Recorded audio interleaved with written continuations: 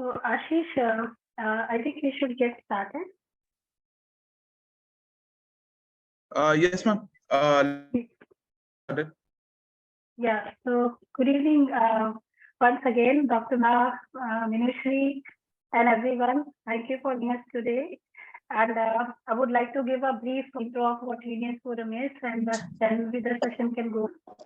So, Weneurs Forum is a virtual women-focused incubator which aims to support assisting women entrepreneurs in establishing their innovative ideas, help in shaping their business models.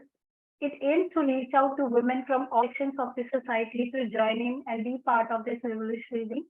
It was founded in August 2021 by Dr. Manisha and Dr. Shreya. We are proud to share that within its one inception, Venus has reached out to more than 30 districts of India to support and encourage passionate women and girls through its various programs like Seedling Program, Adya Program, Explorer Program, name a few. Venus Forum is a member of ISBA and is also listed under Startup India portal. Believe in collaborative approach, so we have already signed MOUs with 15 different prestigious organizations. And one more thing I would like to add that we are very fortunate to be back a good network of mentors, advisory, and industry experts from different.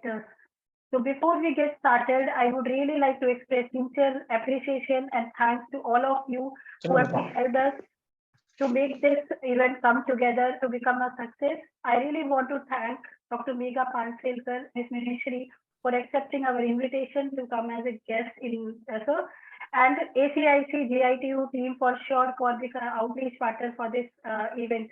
So if we could not have done it without you. So Ashish, over to you. Thank you. Thank you, ma'am. A personal note from my end, Dr. Phanselkar and Ministry, ma'am. I have known you from I've heard about you from Dr. Acharya a lot, and it's very first meeting of mine with you. Let it be virtual, that's fine, but it's an absolute honor to be in front of you today. Before going further into the session, I'd like to give a small brief introduction to our audience about our speakers. I'll start with Dr. Phanselkar. Dr. Megha Phanselkar. She is an urban regional planner and a social entrepreneur. She is also the founder of TISA, which supports rural artisans across 18 states in India. A small but precise brief about TISA. TISA intends to weave a network of rural products with urban consumers for you to support the education of their daughters. TISA is a French word, and in native French, it means weave. TISA aims to weave a network of rural products, mostly made by rural women, self-help groups of India. The products need support in design, marketing, which is where TISA comes into play. TISA is a social initiative and proceeds are used to support the girl-child education from the same artisan or from the same families. The products directly come into from the artisans or weavers to you to support the education of their daughters. Now, I'd like to introduce our second speaker of this wonderful initiative of ours. Her name is Ms. Minushri Madhumita. She's the co-founder cum director at Think Raw India. I'll give a small brief about her organization. Think Raw provides sustainable energy solution for farmers through its integrated solar power operated and smart systems based floating device named Dwara Mitra that provides a right ecosystem for proper growth of fish, prawn, and stocks. The device is used to manage risks like high morbidity rate in fish and prawn stock due to inadequate feeding, improper maintenance of dissolved oxygen level in the water of the farm, and inability to maintain a pH value of the water within the required limits, and unavailability of laborers to carry out the involved labor-intensive process that results in low income for fish, prawn, and for fish prawn farmers. Both of our speakers are a true example for our society, and honestly, which are a big role models for generations to come. Without any further ado, I'd like to hand it over to our speakers. Ma'am, take it away. Hello, I have to start? Yes, ma'am. We would like to hear from you, Yes, ma'am. and Minushree will join in. Yep. Okay. So there has been a elaborate introduction, and I'm so happy to be here, happy to be connected with all of you people. I think 22 participants are there in the group, including the host. So, and of course, we can telecast it at other different medias as well. So basically, I think entrepreneurship should be the focus and my journey, right? Okay. So the idea of entrepreneurship is really important to come as a seed in everybody's mind. That's what I particularly feel. Having worked in the livelihood sector for 20 years, and I continue to do so, then I realized that advising somebody is one task, and actually doing something yourself is next task. Both are on different sides of the table. It's very easy to tell that one should do this and create a supply chain and create producer groups and do this and do that. But there are so many hurdles and so many learnings which come across the way when you are doing yourself. It's like telling somebody how to make a pickle, and it's like yourself making a pickle. So, and I hope you understand there's a big, huge difference in that. And that's the difference between an entrepreneur and a consultant or an advisor. So over a period, I decided that just telling how to make pickle doesn't work. You have to make your pickle to just understand what are the issues in making a pickle. And that's how I landed into the space of entrepreneurship in 2014. I started my own trust, to say Artisan Trust. And because I was in the livelihood space for quite some time, I realized that non-farm livelihood is a very, very difficult task. And out of that, artisan is one of the biggest. Because what happens in the farm livelihood, whatever the product is, at least it can be sold within the vicinity. Like ginger can be sold in the vicinity, tomatoes can be sold in the vicinity, potatoes can be sold in the vicinity. But a Madhubani painting nobody buys in Bihar. A sari from Assam has to go from somewhere to get the right price. So the value chain is much longer and much difficult. That is the first part. The second concern which we thought, that in the agricultural livelihood, when you say it is a tomato, it is a tomato. But in the handicraft sector, the bigger thing is that when you say it's an item made by hand, the same item can be made by machine at 1/4 cost. But the unfortunate part is that those who make by machine, they do not say that it is made by machine. And that's why what happens, a simple fabric which comes out of a loom, when it is costing 300 rupees or 400 rupees per meter, a power loom fabric is just costing 50 rupees a meter. So there is a concern of honesty also there. And so there are so many other critical issues. Like in an agriculture sector, nobody says that I want a square tomato, right? They'll eat whatever they're getting. But in the handicraft, what happens? People get pissed off with same old thing, and they want innovations. They want in Sambalpuri sari, they want something different design, something different. So there is a lot of design intervention also. So that's how it makes this sector more vulnerable, more critical, and it's really it's difficult for artisans to make a livelihood.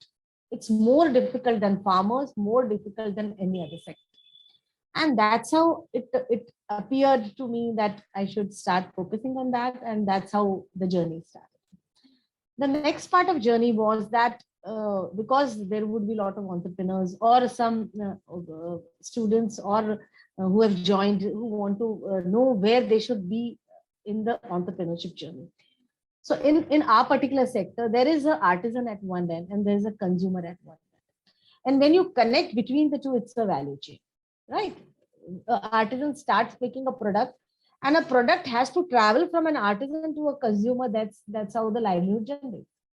So any amount of skilling, any amount of empowering, any amount of capacity building, until it converts into a livelihood, until it converts a product journey from an artisan to a consumer, there is no livelihood. And this is called a value chain approach. So there are people in different locations. Some people work at the artisans level. They create a producer group, they are an NGO, they support artisans, they skill them and do multiple things. Some people work at the last end, they create a brand. They do not make their products, but they source it, they trade, and they create a brand. So we at TISER do anything and everything between the artisan and consumer. So from pillar to post, we are running always. And that makes our journey difficult, I would say, but that makes our journey sustainable. That makes our journey more impactful, and that makes our journey more scalable. So there are pros and cons in these kind of journeys. When you are one side of the table or you are a brand, it's easier. Not, I won't say not easier, but you are focusing only on the branding, marketing, sales, and your position. When you are at the artisan segment, you are focusing, you are in connect with that artisans within the group, and you are focusing on that part. But when you are doing both, you have to balance it out. So that's the second point I wanted to discuss. At TISER, we work in 18 states now. We work in around 15 to 16 crafts end to end. We are known for cluster development. A cluster development is like, it's one cluster which is across region, across geography, but a similar kind of art forms. Like if in Orissa, you say Pattachitra would be one cluster, Sambalpuri would be one cluster, Sabai would be one cluster, then Golden Grass would be one cluster. So then in that cluster, there will be multiple artisans doing the similar kind of art form. So when we work in a cluster, we focus on 4 pillars. One is, of course, the institutional development, where we mobilize loose artisans into producer groups, self-help groups, and if they all work well in a producer company over a period. Then we focus on the design, development, intervention, design diversification, product innovation, tools to process bulk production, and so many other things as a part of design intervention. We also focus very strongly on financial linkages, working capital, because that is a very critical weak link in the entire value chain. And of course, last but not least, the marketing and sales, because that is really important. No amount of intervention which you do in the cluster until it realizes into market, and until they make market-led products, there is no livelihood, no sales, no financial realization of the cluster. So we work end to end, and that's how the journey started, and it continues as of now. We expand more and more. We have a lot of initiatives to collaborate. We have our artisan app, we have our reseller app, we have our marketplace, we have our cluster development partners, we have our incubation partners whom we work with. So there are multiple initiatives which we do to scale and create bigger impact. And that's how we love to network with more and more people, be it students, be it any other skill. Because I personally feel that everybody has a scope in this sector. If you are into management background, you can help us into digital marketing, cluster development, and so many other things. So it's a nice journey to be with. And I would like to stop here and maybe ask to take it, and then if there are any questions or whatever. Ma'am, what are your hurdles while going through this journey? Like major, I know it is an easy way. Entrepreneurial journey is very revolutionary, and there are hurdles at every place. But what is one substantial which you felt like ab nahi ho paega, but still how you came? Because you will see many of the women students and audiences, many of them are women, and for the women the journey is altogether different. So how you as a woman overcame overcame these hurdles? Yeah. So basically, gender is one thing, but we always think, and Ashish will vouch for that. We always think that women have a lot of difficulties, and I don't say they don't have it, they do have it. But when we are into cohorts and when there is a mixed cohort, I realize that men also have similar difficulties. Sometimes I also felt that as a woman, we have different kind of difficulties, I would rather say.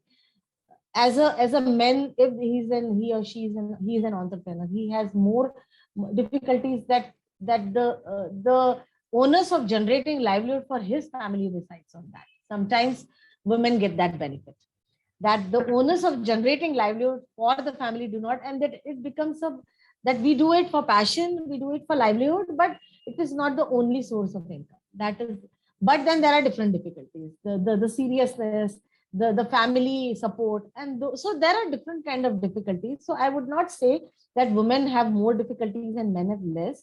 I would say there are different kind of difficulties, and both have different kind of strength. Women have different kind of strength, men have different kind of strengths, and that's why the difficulties are different, strengths are different, weaknesses are different. I would like to put it that way. So yes, entrepreneurship is always a roller coaster kind of ride. When you are there up, and all the things are in the stomach going on upside and down, and you feel, "Oh, why did you sit here? Who pushed you here?" I mean, it's such a terrible experience. But when you come down, you feel, yeah, it was great. So it's always a roller coaster kind of ride. But I would also like to say that uh, entrepreneur gets a different experience in itself as a life is concerned. And that's why I would also suggest that every person in their life should always do a small or big or medium or large entrepreneurship, because it gives a different perspective. Whatever you learn in a MBA school, in a media school, in whatever school, whatever you learn, it doesn't matter. But when you are entrepreneur, the learnings are totally different. I remember I did some distance management MBA just pre-COVID, and I actually didn't understand anything, not even equity in debt. But when I started my own entrepreneurship, I really understood what is the working capital, what is credit, what is debit, what are. So until it's, again, I'll say it's like making a pickle. You learning of making a pickle on a YouTube or in a recipe book is totally different. But as a student, as an individual, as a woman, as a man, whoever you are, any small of entrepreneurship should always be part of your life. It teaches you, it gives you different kind of experience, and those experience are really beneficial for your life. So doing a job, entrepreneurship doesn't mean you leave your job. Okay, you can have two things together. You can, while doing your job, you can become an entrepreneur.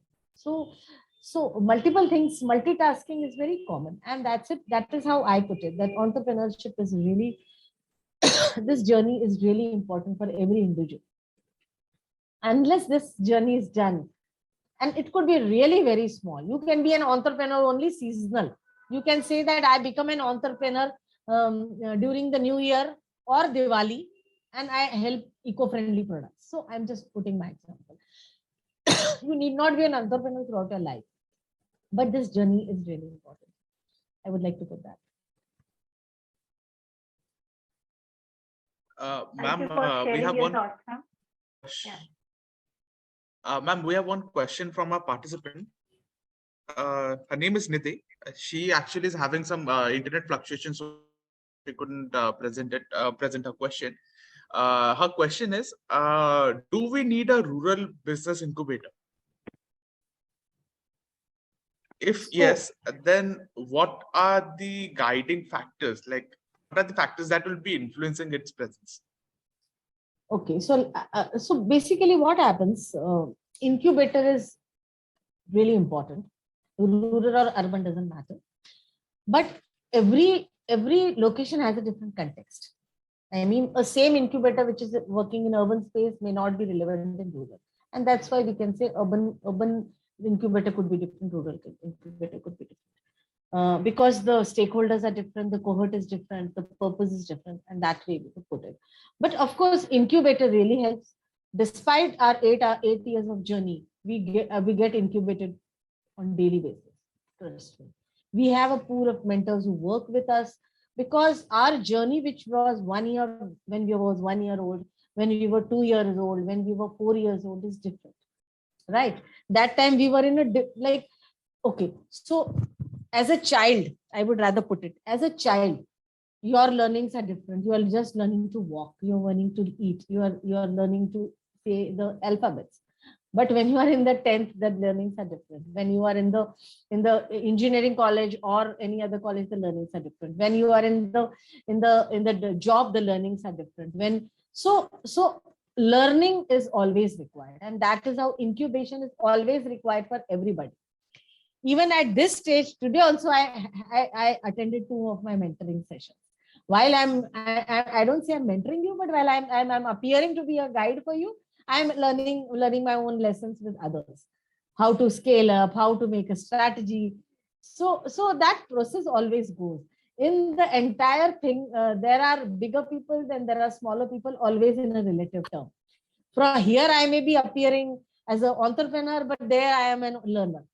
So this journey is always there, and that is how every person, every cluster, every NGO, every entrepreneur, be it in any sector, needs an incubation. And that's why loads and loads of incubators are required, because they understand so what happens as an entrepreneur, we are so much into our business or entrepreneurship that we don't understand the perspective in the right mode. We are so much engrossed, we are so much passionate, we are so much compassionate with our problems and solutions and so many things. Sometimes it withers are out. We stop thinking innovatively, we stop thinking from outside. And that's why an incubator gives you that kind of support. It handles you from a third party perspective. They know. And that's why I would always say that you should be part of incubations, and you should be part of continuous incubations. In our journey of 8 years, we have almost attended 8 to 10 incubation cohorts. And as I said, the journey was always different. We started with TechnoServe in the first year, and then it was Procter and Gamble, and then it was Walmart, and then there's Women on Wings, and then it was we are a part of Nudge Incubator last year, and this year we are a part of Nudge Accelerator. So and then there are other few also who give us mentoring. So an advisory group is there which gives us mentoring. So learning should always continue. That keeps you energetic. That keeps you your antennas alert. Ma'am, there is a question from Sandeep. The question is how to start our own business and how to get funding for it. So since she is very new, a big question from her. Okay, so I'll tell from my journey. Basically, if you are a trust, so then if you're an NGO, so normally first 3 years, not much funding comes. It could be right, it could be wrong. What is my journey I'm talking? Because a lot of certifications are required, like 12A is required, ATG is required, then the CSR1 is required, NGO Darpan registration is required. There are so many things which are required. And then what happens? Then some of the bigger CSR firms, there is a 3-year audit is required, 3-year income tax returns are required, 3-year IRA, those basic compliances are required. So first 3 years, you should focus through your family, friends, and like-minded people who would not want such things from you. And then, of course, that time it is the funding is also less. Like if you're some like-minded person is there, he would say, okay, you are doing this awareness campaign, I would love to support, I'll give you 10,000 rupees. So that time this journey should be there. But post 3 years, but those 3 years are really important to create a foundation. Because when you start applying for CSR grants or any other government kind of grants, there are, I was just going through, there are 85 handicraft schemes which support artisans and NGOs working in the sector. But many are, many have lot of eligibility criteria. So then the other thing is that you should be vocal and you should keep on searching such ideas. What are the government schemes? So funding could come from different ways. It could come from convergence, where it could be in-kind support, but it helps you a lot. And I'll give you some examples how we do convergence funding. There could be some families or some other support from a local trust or somebody. There could be a social entrepreneur within the sector, but a grown-up, and he would like you as a small NGO partner to do some work and tag on you. So that could be one support. Then government scheme, of course, are very good support, though they're difficult to access. But if you understand the full gamut of the government scheme, why it is, what is it for. So maybe not directly you, but your artisans can get it. Sometime a producer group can get it. Sometime an NGO can get it. And then, of course, the bigger CSR funds come after 3 years with lot of documentation of the first 3 years. So also understand documentation is very important. Your work which you are doing in terms of baseline, in terms of impact, in terms of environment impact, social impact, financial impact, technical impact. So all these things whenever, whichever stage you are. So we were also small at time. It didn't start like a tree. Always you have to put that seed. And I also coming from a different background altogether, starting an entrepreneurship, like started from home. Ki why do you want to do this? The job is going on well, and then who does this? Like in our family, nobody did this. So all such questions come as a regular feature, which they come now also after so many years. So what happens that this is the part and parcel of a life. But the thing is that everybody starts small, but your journey, your vision and mission should be clear. You should not keep on diverting abhi ye kar liya, abhi wo kar liya types. Then if you sow, if you put up a if you if you put a seed, you should know which seed you're putting. You want to grow a mango tree, or you want to grow a hibiscus plant, or you want to grow a watermelon. You should know. That's how the seed is grown, right? You should know which seed you are sowing. And then if you start nurturing, within 3 to 4 years, it starts taking shape. Trust me, it starts taking shape. And that's how our journey started. Some lot of networking you have to do. Networking may not give you funds, but they give you lot of presence, lot of connections, lot of convergence.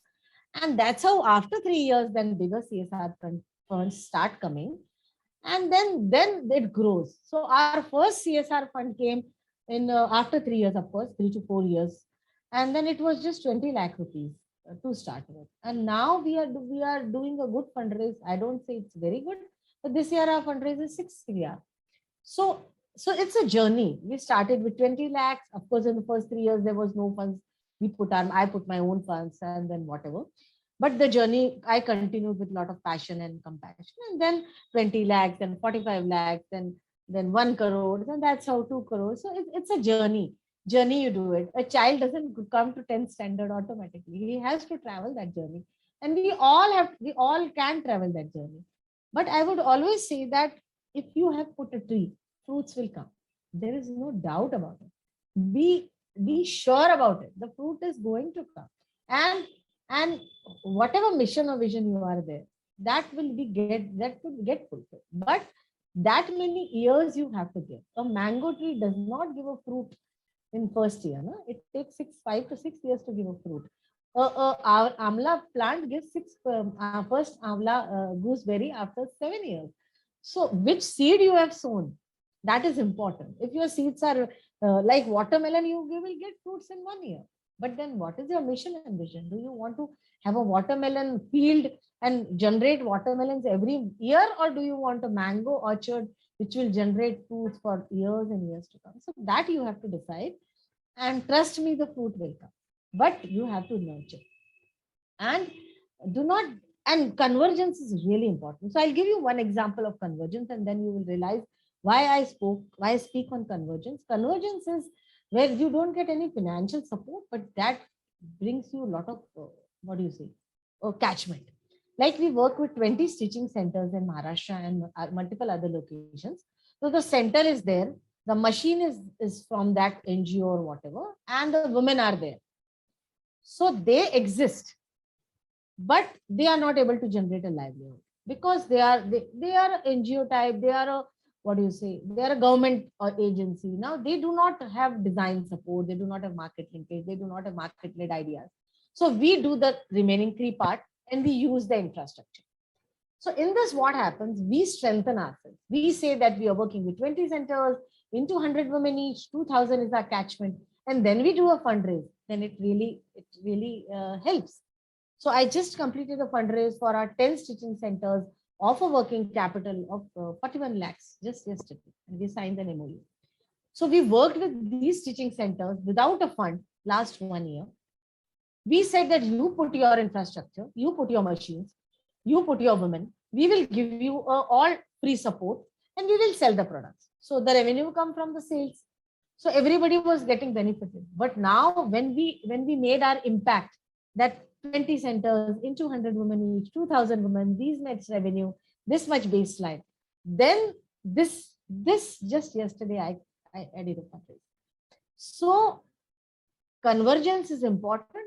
The conversion may not help you fundraise within the same year, but eventually it really helps. So I just wanted to give this example that don't be away from convergence, any convergence in kind, in any kind of convergence with government, non-government, school, anything, just take it, because you have to build your profile. And trust me, I build my profile on daily basis now also. अभी रोज रोज मैं fund raise करती हूँ, रोज मैं अपनी profile बनाती हूँ, सब कुछ तो झाड़ को पानी तो रोज देना पड़ेगा ना, ऐसे तो नहीं होता है ना कि हमने तो खा पी लिया आप झाड़ अपने आप उगेगा. So it's like that. You have to, as an entrepreneur, every day is fresh for you, every day is new for you, every day is a challenge for you. I struggle every day still.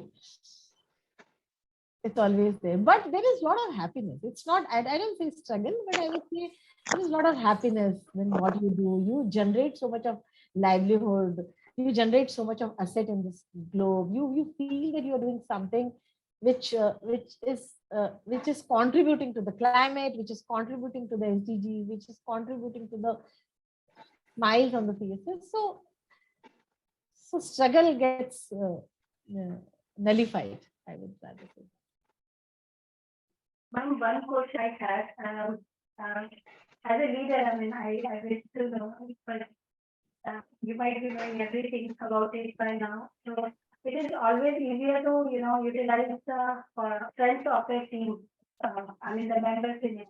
So how do you take care of the weaknesses within the team? So as a leader, this question. No, I didn't get the question. There is a bit of clarity. Okay. Clarity. I will repeat it, no issue. So it is always easier to utilize the strength of a team when we are a leader. So let's say we have 5 people in the team. It's always easier to utilize the strength. So how do we take care of the weaknesses? How do you hide your way? If you know that this is my this is a weakness in my team, so how do you work upon it like a leader?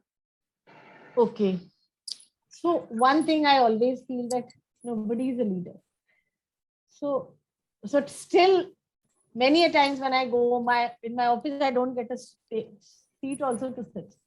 I am like struggling कि कहाँ बैठेंगे, कोई तो सब बैठे हुए हैं types. So there is no concept of leader. One in my particular mind. I always think that everybody has some strength and some weaknesses, and surely I also have a lot of weaknesses. I have some strength in terms of my organization. I would say I have strength of networking, I have strength of fundraise, I have strength of partnerships, but I do not have strength in finance. I may not have strength in designs. I may have strength in marketing. I do not have strength in business development. So then the idea is that you work on your strength and let others work on their strength, and that's how we grow, right? That is the first thing. The second important thing, that you partner with those people where you lie the strength. Like we may be good in cluster development, but we may not be good into IT part. So then you converge, you partner with those people where you where you are weak. So always you have to balance between your strength and weaknesses, and that is the only way to nurture the team, and also that is the only way to grow, because nobody is complete in itself, right? So even if you talk about any fruit in this globe, every fruit has some strength and some weaknesses. Some fruits are good in taste, but they have a sugar issue. Some fruits are good in nutrition, but they don't have a good taste. So that it exists in the globe. Diversity. So diversity exists in the globe. Every person is made that way, with some weaknesses and some strength. But then how you play and how you use it for your benefit on daily basis, let me tell you, is the only way to go about it. Thank you, Hello, ma'am. Yeah. Hello, ma'am. May I have? Hello. Go ahead. Okay.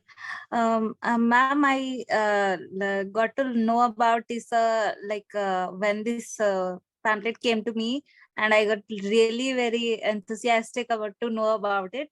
So I want to know, like, when you started this TISA, like at the beginning, how did you gather artisan or workforce for TISA? Like, how do you do cluster development?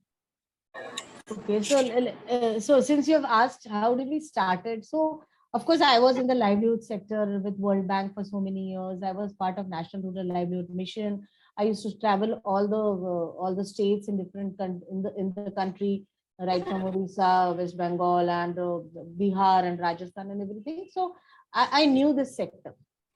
But as far as the artisan is concerned, I don't think it's very difficult. Nowadays, they are available, they are vocal. So we went to exhibitions, collected all cards. Like Saras happens in Mumbai. So when we collected all the cards, then we reached out to our networks that so you have to do through multiple methods. There is no one method to reach out to an artisan. One is, of course, you be active on the Facebook and Insta, and now artisans are also active. You be part of multiple groups, cohorts where artisans are already there in WhatsApp and multiple profession. Artisans now do come to so many events and exhibitions promoted by Government of India and respective different brands. Then you go there, collect the cards, reach out to them. So try to understand. An artisan is normally in the rural areas, traditional artisans. So they need you and we need them. There is a umbilical cord connected with them and you. So if you are always in a way searching for them, वो इधर उधर से आ जाते हैं. So आपको ढूंढते रहना पड़ता है, वो आ भी जाते हैं because they are also interested.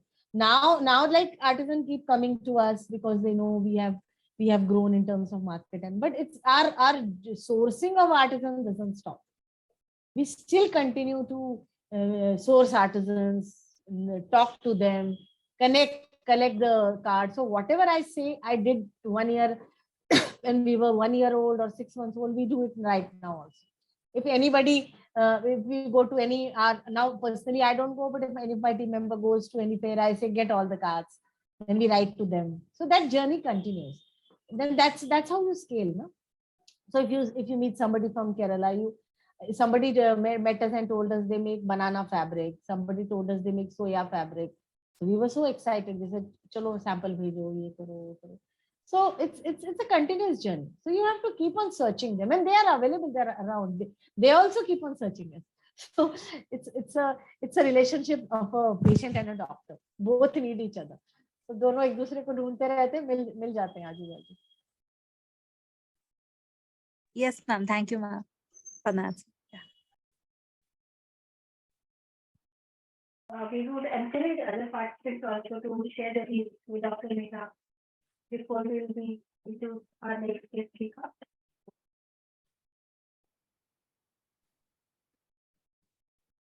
Mr. Prashant, do you have any queries?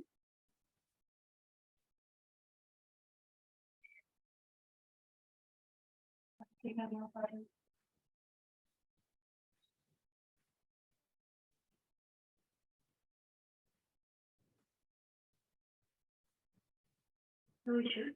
So, if any of you have any queries, we'll be surely sharing it with and please text the chat box. Anybody is in the sector? Actually, there are a few queries, but the question are recurring, so I'm just sorting it out. Just give me a minute. Yeah. I'm actually, I come from a background. I was a software developer and in cognitive technology studies, and wherein I was also working as lead volunteer for two of the government schools. Therein where I could actually get my towards CSR, towards actually create an impact. And when we say about entrepreneurship, that's where I connect benefits towards tech-based solutions for creating a social impact. So where are the areas? I know so many entrepreneurs are there. Your forum is also there through your website. I always visit it. So what are the areas you still feel that there are gaps which women like us can get in? My focus was mostly towards tech-based solutions to create social impact. So one, I personally feel that tech is really important, because what happens, tech helps you scale. Because like just a simple example, Insta, YouTube, and they've helped scale. Now you are able to find your childhood school friends also, and then like last 20-30 years, you never thought you will be meeting that your childhood school friends now, and now you are into groups. So it really helps. But what happens, the social media tech is fine, but what happens in our sector, especially agri techs exist, but in handicraft, I personally feel not many techs exist. Actually, there are no techs. I would not say many, they don't know. Either there are selling platforms, gem platform, this platform, that platform, who sell the product. But trust me, to reach a particular platform, there are at least 10 things to be done behind. It's very difficult to just be on a platform and not do the behind things. Behind is like the product should be ready. You should have inventory. There should be a marketplace. There should be a logistics. There should be packaging. There should be quality check. There should be working capital. There should be good pricing. There are so many things. So tech is one, but right kind of tech is important, because creating a tech is not very difficult, but using the tech for the right purpose is very, very difficult. And that's how I feel a lot of innovation and a lot of entrepreneurship is required by like-minded people who understand the problem. Because creating a tech platform through a tech knowledge is different. And creating a tech platform which solves a problem is different. So you need right kind of people who guide to create a tech platform. Because creating a tech platform is not difficult. Coding है, कुछ ना कुछ तो बन ही जाएगा. But then how the user uses it, how is the impact, what is the purpose of this tech platform? Like every alternate day you find, at least I get loads of messages that we have created a marketplace, would you like to come on that? So marketplace creation is not a big problem, but uski पीछे की journey is important, and there the tech is required. A tech is required in the value chain, not at the last thing. A tech is required at the last mile service delivery, right? And उस type का tech चाहिए जो last mile service delivery के लोग use कर सके. Be it agriculture, be it non-farm produce, be it handicraft, be it whatever. So I personally feel in tech, a lot of entrepreneurship is required. And then independent entrepreneurship is required, where you can support to a larger catchment, because in every sector there are problems. So you need to first understand what is the sector problem, and then entrepreneurship is required. So understanding the right kind of problem of that sector is more important first, and then the entrepreneurship is required. Many times I feel that entrepreneurs do not understand the sector or do not understand the problem. In my mentoring sessions, I've been always told that marry the problem first. Don't give solutions. Marry the problem. If you know what exact is the problem, then solution may come. But we, as an entrepreneur, many times we try to give a solution without understanding the depth of the problem, and there is the issue, and there the success or failure lies. So these two things I personally felt in my journey. I may also have gone the wrong way. Maybe I thought that these are the problems of artisan and I offered solution, and that's how the learning is. Trust me, I have made all the mistakes that a startup should not do it. Despite so much of mentoring and everything, not a single mistake was there which I don't did it. You say कि ये start एक entrepreneur ने ये नहीं करना चाहिए, हमने वो किया था. दूसरे पॉइंट में हम देखते हैं ये नहीं करना चाहिए, हमने वो भी किया.